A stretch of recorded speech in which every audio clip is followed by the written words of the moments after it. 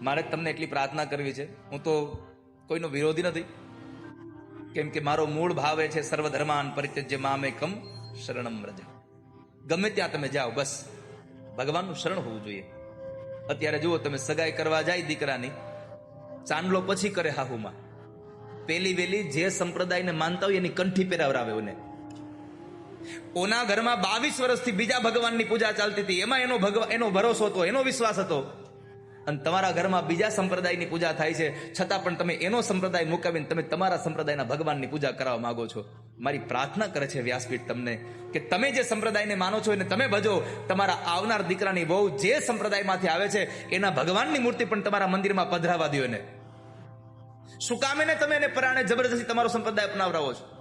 અને કદાચ તમે જબરદસ્તી કરશો તો એ દીકરી કદાચ કંઠી પહેરશે, તમને ગમશે એટલા માટે એ પૂજા કરશે, પણ એનો ભાવ નહીં હોય. શ્રદ્ધા તો એની કૃષ્ણમાં જ જોડાયેલી હશે, શ્રદ્ધા તો એની માતાજીમાં જ જોડાયેલી હશે.